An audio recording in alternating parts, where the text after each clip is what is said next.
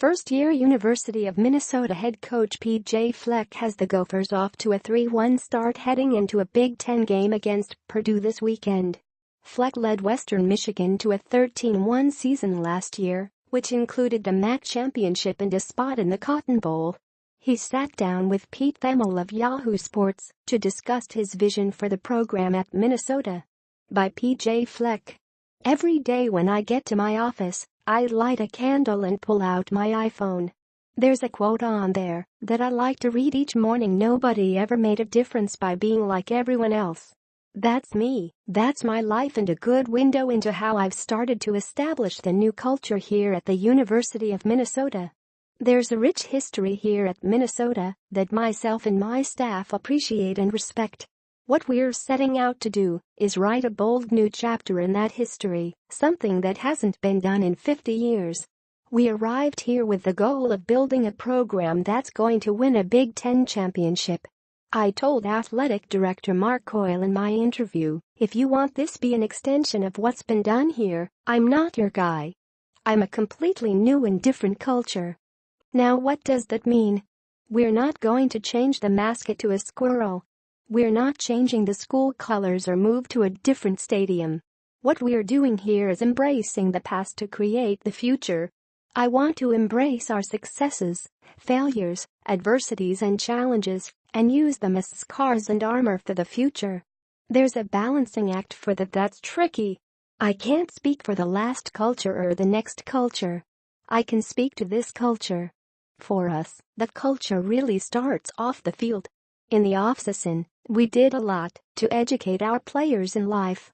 Editor's note: 10 Minnesota players were suspended last year in connection to a sexual assault investigation, and the team threatened to skip the bowl game in protest.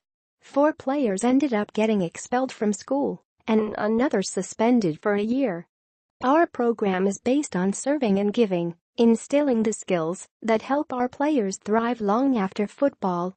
One example from our Gopher for Life program that illuminates how seriously we take off-field development is our police education program. We didn't just have an officer come and talk to the team. We brought in a bunch of officers to role-play with our players in different situations throughout our field house. How do you act when you get pulled over? How do you act if an officer approaches you at a party? And we taught our players how to interact with the officers. Where do you put your hands? How do you ask permission to do certain things?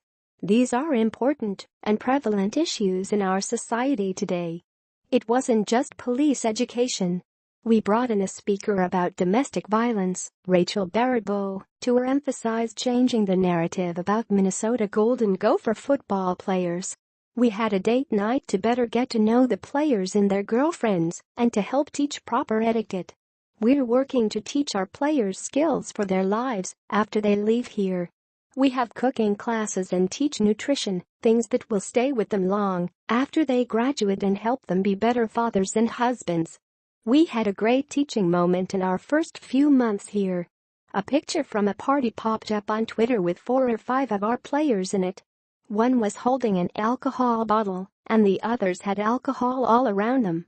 Our players put it out collectively and didn't find anything wrong with it. We had a team meeting over that particular picture. I'm sure a lot of our players were grumbling, "We're having a team meeting for this." In the meeting, I asked them if I put up a picture of my wife Heather and I posing with alcohol and asked them what would happen to me if this got tweeted out. One player mentioned I may get fired. One said it would be another black eye for the program. Some said it would make me look fake. Everyone agreed it wouldn't validate what we do or the culture we're establishing here. The lesson was simple: you have a choice in the decisions you make. You don't have a choice in the consequences that come your way. Let's make the smart choice in our decisions. I won't sacrifice doing the right thing for wins. I will hold players accountable.